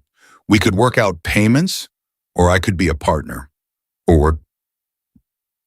Evelyn slowed down. "Why?" "Because you were right. I need purpose. And this place gave me that. Patricia was just the first. I've talked to 6 other women since then. Helped them see they weren't crazy, weren't alone. This place saves lives, Margaret, and I want to be part of that. Full time. Not as a guest, as an owner." Margaret stood slowly, brushed dirt from her knees. "I've been running Grace Haven for 12 years. Built it from nothing. It's my life's work." "I know. And I'm not trying to take it from you. I'm trying to help you expand it, make it bigger, help more people." Evelyn took a breath. "I'm trying to turn the worst thing that ever happened to me into something good." "You're serious about this?" "Dead serious." Margaret studied her for a long moment. Then she smiled. "Let me make some calls." And Evelyn welcomed to the team. The transition took months. Lawyers, paperwork, inspections, loans. But by October, Evelyn owned 40% of Grace Haven. Margaret kept 50%. The remaining 10% went to a nonprofit fund for women who couldn't afford to stay there. They hired 2 more counselors, expanded the garden, added a second building with 6 more rooms. The waiting list went from 3 weeks to 6. Evelyn threw herself into the work, led support groups, talked to police departments about recognizing elder abuse, gave interviews to local papers, started a blog that went viral after a major news network picked up her story. She was busy, productive, making a difference. But the hollowness remained. Claire came for Thanksgiving. They cooked together in Grace Haven's industrial kitchen, surrounded by a dozen other women who had nowhere else to go. "You look tired," Claire said, peeling potatoes. "I'm fine." "Mom, we've had this conversation. You're not fine." "I'm helping people. That has to count for something." "It does. But are you helping yourself?" Evelyn didn't answer, because the truth was she didn't know how. Didn't know how to be alone without being lonely. Didn't know how to trust without being paranoid. Didn't know how to sleep without triple-checking the locks. After dinner, Claire pulled her aside. "I need to tell you something. I met someone. His name is David. He's an architect. We've been dating for 2 months." "That's wonderful," Evelyn hugged her. "I'm happy for you." "He wants to meet you, but I told him not yet, because you're not ready." "Ready for what?" "To watch me be happy when you're still miserable." The words stung because they were true. "I'm working on it," Evelyn said quietly. "I know you are. But Mom, you can't work your way through trauma. Sometimes you just have to feel it." That night, alone in her room, Evelyn finally let herself feel it. All of it. The fear, the anger, the shame, the loss. She cried until her ribs ached and her throat was raw. And when the tears finally stopped, she felt something shift. Not healing, not yet, but the beginning of it, like a crack in ice before spring. She called the therapist Claire had recommended, made an appointment, showed up the next week and told her story to someone who wasn't a victim, wasn't a reporter, wasn't anyone with an agenda except helping her heal. "What do you want from therapy?" the therapist asked. "I want to stop feeling like I'm waiting for the other shoe to drop." That's a good start. It took weeks before Evelyn could talk about the locked door without hyperventilating. Months before she could mention Brenda's name without feeling rage spike through her chest. The therapist had her write letters she'd never send, imagine conversations she'd never have, confront fears that lived in the darkest corners of her mind. It was brutal, exhausting, necessary. Christmas came and went. New Year's, Valentine's Day. Spring arrived, turning the Grace Haven gardens green and alive. Evelyn stood into the garden one morning, coffee in hand, watching the sunrise. Bear found her there. "Couldn't sleep," he asked. "Didn't want to. Sunrise is too pretty to miss." They stood in comfortable silence. You're different, Bear said after a while. Different how? Lighter? Like you're not carrying as much weight. Evelyn thought about that. Maybe I'm learning to put it down for a few minutes at a time. That's good. That's real good. Bear, can I ask you something that day in the diner when I walked in? Why did you help me? He shrugged. Because you needed it. But why you didn't know me, didn't owe me anything. I knew a woman once, long time ago. She was in trouble and nobody helped her. By the time I figured out something was wrong, it was too late. His jaw tightened. So when you walked in that day, I saw a second chance. A chance to do right what I'd done wrong before. Who was she? My mom. Evelyn's breath caught. Bear. She's gone now, has been for years. But that day in the diner, I helped her. Through you, if that makes sense. It does. Evelyn squeezed his arm. And for what it's worth, I think she'd be proud of you. Yeah, maybe. They watched the sun climb higher. Behind them, Grace Haven was waking up. Women emerging from rooms heading to breakfast, starting another day of rebuilding their lives. Evelyn thought about how far she'd come. From the woman who couldn't walk through her own front door to the woman who owned a shelter. From victim to survivor to something more. What was that something? She still wasn't sure. But she was starting to think that maybe not knowing was okay. Maybe she didn't need to have it all figured out. Maybe she just needed to keep moving forward. I've been thinking about something, she said to Bear. The other women, the ones who didn't survive Brenda, their families deserve more than just knowing what happened. They deserve something tangible. Like what? Like a memorial, a garden maybe, with benches and plaques with their names, a place people can come and remember them as more than just victims. Where would you put it? Here, on Grace Haven property, we've got 20 acres. Surely we can spare a corner for the dead. Bear smiled. I think that's a damn fine idea. The memorial garden took 6 months to build. Louise's daughter helped design it. Martha's son donated the benches. Families of the other victims contributed trees, flower stones with memories carved into them. The dedication ceremony was on a warm Saturday in September. Over 100 people came. Sheriff Marks gave a speech. So did Janet Wu. So did Margaret. Then they asked Evelyn to speak. She stood at the front and looked out at the faces. Families who'd lost mothers, friends who'd lost companions, strangers who'd just read about the case and wanted to pay respects. I'm not good at speeches, she said. Never have been, so I'm just going to say what's in my heart. She took a breath. These women, Louise, Martha, Judith, Susan, Dorothy, Anna, Caroline, and Rebecca, they were mothers, grandmothers, teachers, nurses, volunteers. They were quilters and gardeners and terrible cooks and wonderful friends. They were human beings with full lives and people who loved them. Her voice wavered but held. Brenda Lawson tried to erase them, tried to make them invisible, tried to make their deaths meaningless. But she failed. Because we remember them. We remember them not as victims, but as women who deserve better, who deserve to grow old in peace, who deserve dignity and respect and love. She looked at the garden. 8 trees, one for each woman. 8 benches with bronze plaques. A fountain in the center that caught sunlight and turned it to rainbows.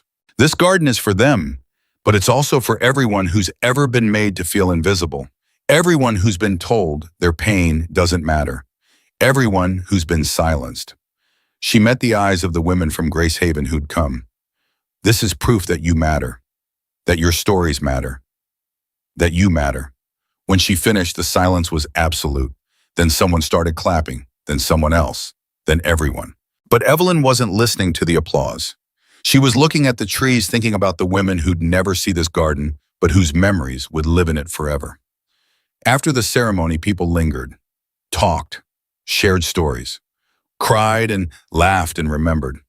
Louise's daughter approached Evelyn. My mom would have loved this. She always said gardens were proof that beauty could grow from anything. She was right. Can I ask you something? Do you still think about her, about what happened? Every day. Does it get easier? Evelyn thought about lying, thought about giving the answer people wanted to hear. No, she said honestly. It doesn't get easier, but you get stronger. And that's not the same thing, but it's something. Louise's daughter nodded. Thank you for being honest. As the sun set and people started to leave, Evelyn stayed in the garden. Claire found her there. You okay? Yeah, I actually am. Evelyn smiled. I really am. Good, because David's here. I want you to meet him. David was tall, kind-eyed, nervous. He shook Evelyn's hand like he was afraid it might break. It's an honor to meet you, Mrs. Prescott. Claire's told me so much about you. All good things, I hope. The best things. He glanced at Claire. She talks about how strong you are, how brave, how you turned something terrible into something meaningful. I'm not brave, I'm just stubborn. Claire laughed. That's what I told him. They talked for a while. David asked intelligent questions about Grace Haven, about the memorial, about Evelyn's plans for the future. He looked at Claire the way Frank used to look at Evelyn, like she hung the moon. He's good, Evelyn whispered to her daughter when David went to get them drinks. I know. Don't mess it up. I won't. And Claire, I'm sorry for the years we lost, for being too proud to pick up the phone, for making you feel like you had to choose between having your own life and being my daughter. Mom, let me finish. You don't have to choose. You never did. I want you to have your own life. I want you to be happy. And I want you to know that even when we weren't talking, I loved you every single day. Claire's eyes filled with tears. I loved you too. Even when I was angry, even when I thought you were being impossible, I never stopped. They held each other in the fading light in the garden, dedicated to women who'd never gotten the chance to reconcile with their daughters. We got lucky, Evelyn said. So many women don't. Louise and her daughter had been fighting when she died. Martha's son hadn't visited in 3 years. They don't get second chances. But we do. But we do, Evelyn agreed, and I'm not wasting mine. As stars appeared overhead, the last visitors trickled away. Margaret locked up the main building. Bear and his crew had stationed themselves at the gates, making sure everyone got out safely. Evelyn walked the garden one more time, touched each plaque, said each name. You're not forgotten, she told them. None of you, I promise. A breeze rustled the leaves overhead. In the darkness, the fountain caught moonlight and threw it back at the skyline. Evelyn stood there and felt something she hadn't felt in over a year, something that had been buried under fear and anger and shame. Peace. Not complete, not perfect, but real. She'd survived. She'd fought back. She'd helped others. She'd built something meaningful from something terrible. And maybe, just maybe, that was enough. She walked back to the main building. Her room was waiting, her bed, her space, her life. For the first time in 378 days, Evelyn Prescott went to sleep without checking the locks 3 times. She was finally truly free. The first winter after the memorial dedication was brutal. Ice storms knocked out power for 3 days. Pipes froze. The heating system gave out twice. But Grace Haven stayed open, and Evelyn worked around the clock to keep it running. She was in the basement trying to coax life back into the ancient furnace when Margaret found her. There's someone here to see you. Can it wait? This furnace is older than I am and twice as stubborn. It's Rachel Bingham, Brenda's sister. Evelyn's wrench clattered to the floor. She found Rachel in the common room, perched on the edge of a chair like she might bolt any second. The resemblance to Brenda was striking, same sharp features, same calculating eyes. But Rachel's were red from crying. Mrs. Prescott, I know I'm the last person you want to see. You're right about that. I need to talk to you, please, just 5 minutes. Evelyn sat across from her, arms crossed. Talk. Brenda's dying, pancreatic cancer. Doctors give her 3 months, maybe 4. Rachel twisted her hands together. She wants to see you. Absolutely not. Please, she says she has something to tell you, something important. I don't care what she has to say. She can rot in that prison cell for all I care. Mrs. Prescott, I know what my sister did. I know she's a monster. But she's still my sister, and she's dying, and she says if she doesn't tell you this thing, it'll die with her and someone else will get hurt. Evelyn stood. Your sister is a liar and a manipulator. This is another game. What if it's not? Rachel's voice cracked. What if there's someone else out there right now going through what you went through? What if Brenda knows who and you're the only person who can get her to talk? The words hit like a physical blow. Evelyn sat back down slowly. If this is a trick, it's not. I swear on my children's lives, it's not. Why me? Why not tell the police? She won't. Says she'll only talk to you face to face. Evelyn closed her eyes. Every instinct screamed at her to refuse, To let Brenda die without giving her the satisfaction of one final confrontation. But what if Rachel was telling the truth? What if there was another victim? I need to think about it. She doesn't have much time. Neither did Louise. Neither did Martha. Neither did I. Evelyn opened her eyes. Get out! I'll call Sheriff Marks. If he thinks this is legitimate, I'll consider it, but I'm not promising anything. After Rachel left, Evelyn sat in the empty room and shook. Claire called an hour later like she had some kind of sixth sense for when her mother needed her. I can be there in 6 hours, Claire said after Evelyn explained. No, stay with David. I'm fine. You're not fine, Brian. Brenda's sister just showed up asking you to visit a dying serial killer in prison. That's not a fine situation. I haven't decided if I'm going yet. Mom, why would you even consider it? Because what if she's telling the truth? What if there's someone out there right now being drugged and starved and locked away? Then the police can handle it. Can they? Brenda wouldn't talk to them before. Why would she talk now? Unless she wants something specific. Wow, what could she possibly want from you? I don't know. That's what scares me. Sheriff Marks came by that evening. He'd already talked to Rachel, already contacted the prison. Brenda's in the medical ward, he said. Cancer's aggressive. She's lost 40 pounds in 2 months. Guards say she's been asking for you constantly. Do you think she really knows something? Honestly, I don't know. Could be real. Could be her last attempt to control the narrative. Or it could be she just wants to see you suffer one more time before she dies. That's comforting. I'm not here to comfort you. I'm here to give you facts. Marks pulled out his notebook. We've been investigating. There are 3 other suspicious deaths in the tri-state area. Elderly women caregivers present deaths ruled natural causes. But the pattern matches Brenda's M.O. Evelyn's stomach turned. 3 more, maybe. We don't have solid proof. But if Brenda was working with someone or training someone or part of a larger network, he stopped. These women deserve justice too. So you think I should go? I think you should do what you can live with. But Mrs. Prescott, if you do go, I'm coming with you. And you're wearing a wire. Whatever she says, we're documenting it.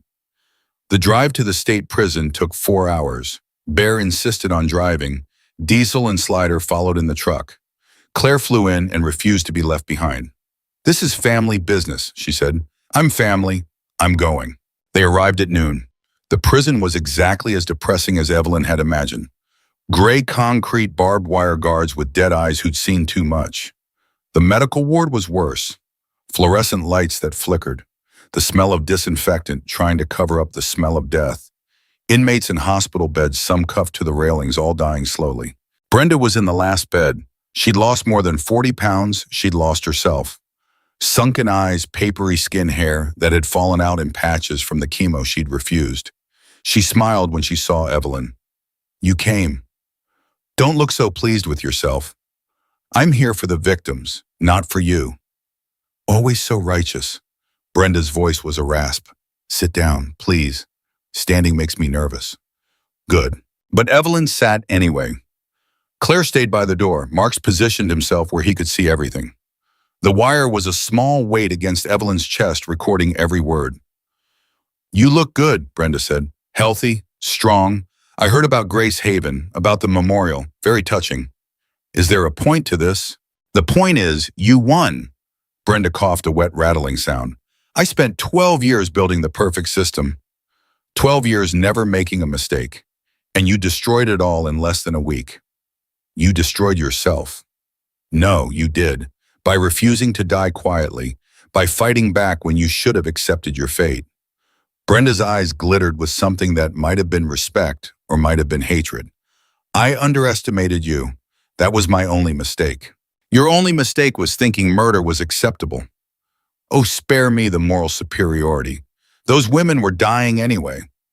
I just expedited the process and made sure their money went to someone who could use it. You stole their lives, and I gave their deaths meaning. Evelyn started to stand. I'm done here. Sheriff, this was a waste of time. Wait. Brenda's hand shot out surprisingly strong for a dying woman. I haven't told you yet. Told me what?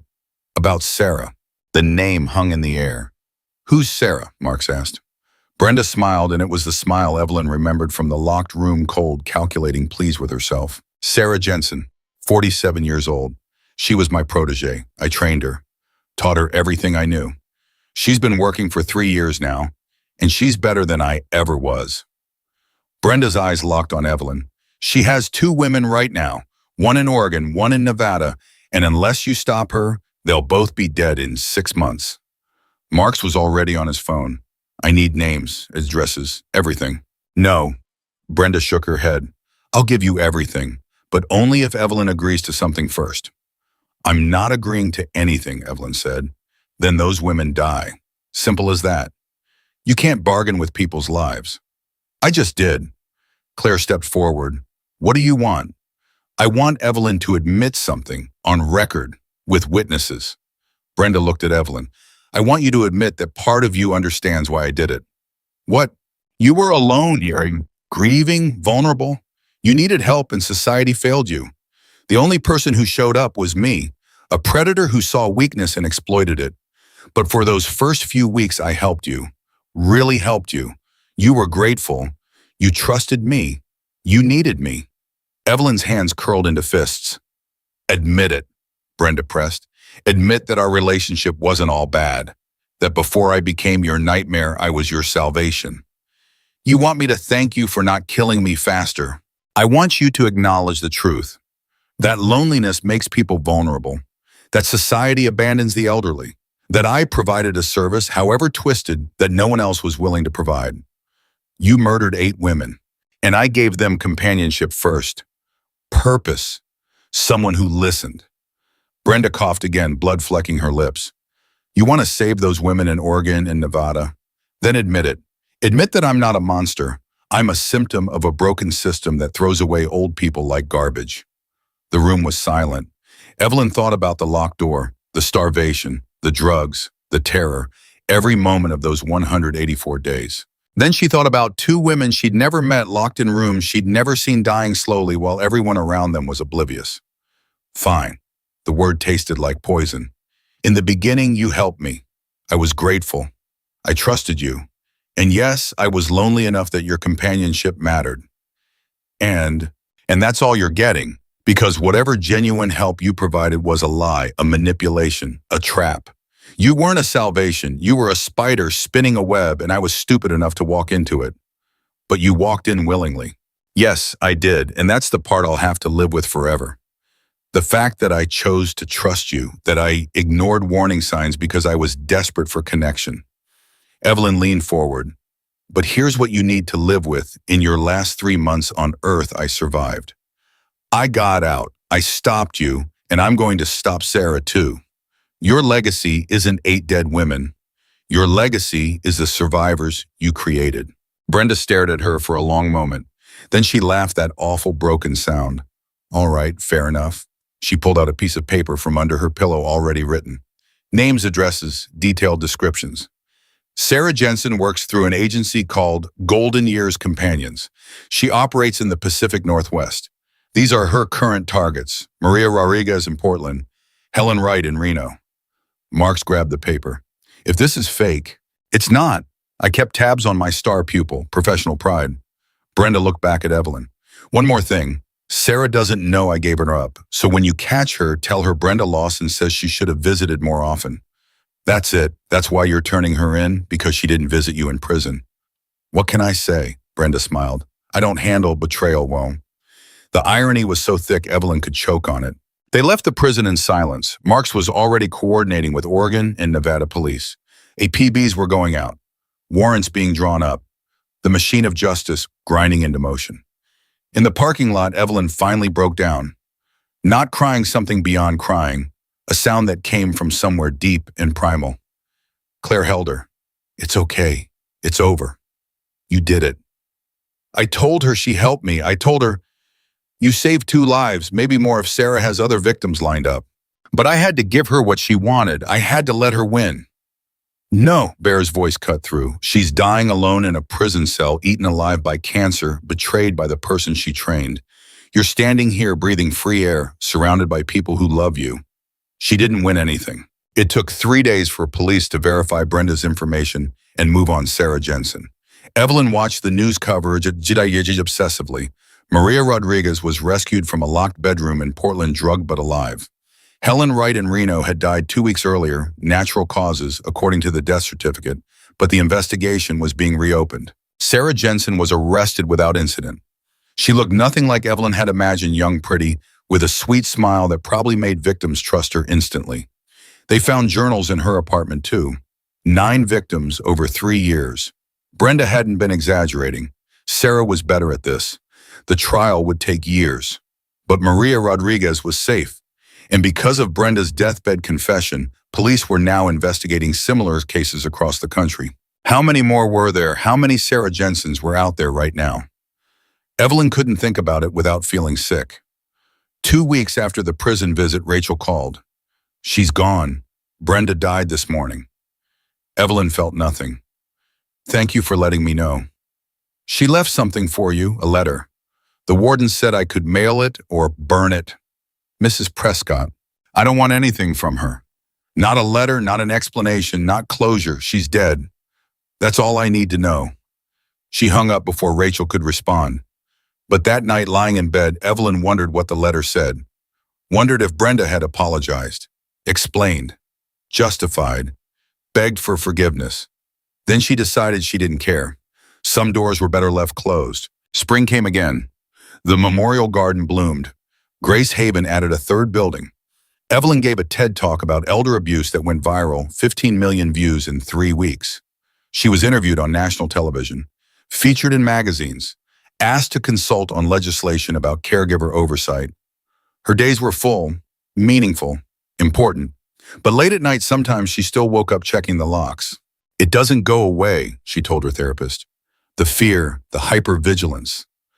I thought after a year, after 2 years, it would fade, but it's still there.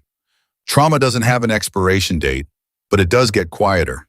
When you stop waiting for it to disappear and start making room for it." The therapist leaned forward. "You're trying to go back to who you were before Brenda, but that person doesn't exist anymore. The woman you are now is someone who survived hell and built something beautiful from it. Stop fighting that. Accept it." Accept it. Easier said than done. But Evelyn tried. Started to think of the fear as a companion rather than an enemy. Started to see the hypervigilance as a survival skill rather than a weakness. Started to forgive herself for being human. Claire got engaged in June. The wedding was planned for October, a small ceremony, just family and close friends. "I want you to walk me down the aisle," Claire said over coffee one Saturday. "I know tradition says it should be Dad, but he's not here. You are." "I'd be honored." "And Mom, I want to get married at Grace Haven, in the Memorial Garden, if that's okay." Evelyn's throat tightened. "Are you sure that's a place of mourning?" "No, it's a place of remembering. And I want to remember that even in the darkest times, love survives. You survived. We survived." Claire took her mother's hand. "Those women in that garden, they'd want to see something joyful happen there." "I know they would." So on a perfect October afternoon, surrounded by flowers and sunlight and hope, Claire married David in the Memorial Garden. Evelyn walked her daughter down the aisle past the 8 trees, past the benches, with names carved in bronze. When the officiant asked if anyone objected, a breeze rustled the leaves overhead. Evelyn chose to hear it as approval. During the reception, Bear pulled her aside. "You did good," he said. "Real good." "With what?" "All of it. The garden, the shelter, your daughter. You turned hell into something worth living for." "I had help. We all need help. That's not weakness. That's wisdom." They watched Claire and David dance, watched women from Grace Haven laugh and eat cake and forget their pain for a few hours. Watched the sun set over the Memorial Garden, turning everything golden. "You ever regret it?" Bear asked. "Walking into that diner?" Evelyn thought about the question. Thought about everything that came after the fear, the pain, the struggle, the work. "No," she said finally, "because if I hadn't walked in, Brenda would still be out there. Sarah would still be operating. Maria Rodriguez would be dead, and I'd be a statistic instead of a survivor." "You're more than a survivor, you're a fighter. So are you." They stood together as darkness fell and stars appeared. Grace Haven glowed with lights and laughter behind them. The Memorial Garden stood quiet and sacred in front of them. 2 years ago, Evelyn had been dying in a locked room. Now she was standing at her daughter's wedding, surrounded by people who loved her, running a shelter that saved lives. The journey hadn't been easy, wasn't over yet, probably would never be truly over. But she was here, still breathing, still fighting, still turning pain into purpose. Brenda Lawson was dead. Louise, Martha, and the others were gone, but their memories lived on in the garden, in the shelter, in every woman who walked through Grace Haven's doors and found safety. Claire appeared still in her wedding dress, glowing with happiness. "Thank you, Mom, for everything, for surviving, for fighting, for being here. Thank you for coming back, for not giving up on me even when I gave you every reason to."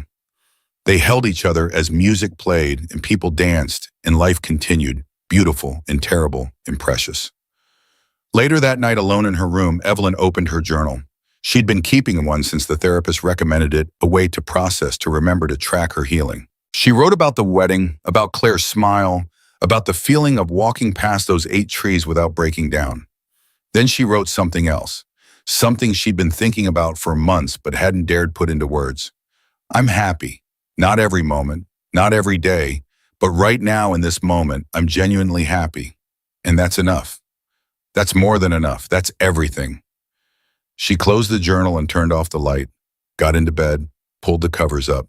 And for the first time in 762 days since she'd walked into Joe's diner, Evelyn Prescott fell asleep without thinking about Brenda Lawson at all. She dreamed instead of her daughter's wedding, of flowers blooming, of women laughing, of second chances and new beginnings, and the stubborn, beautiful resilience of the human spirit. She dreamed of freedom. And when morning came, she woke up ready to face another day, not as a victim, not as a survivor, but simply as Evelyn. A woman who'd been broken and rebuilt herself into something stronger. A woman who'd found her voice after 184 days of silence and refused to ever be quiet again. A woman who'd walked into hell and walked back out carrying light for others to follow. That was her legacy, not the trauma, not the pain, but the courage to keep going when giving up would have been easier. The courage to transform suffering into service, fear into strength, and darkness into hope. That was who Evelyn Prescott was now, and she was finally completely, unmistakably okay with that.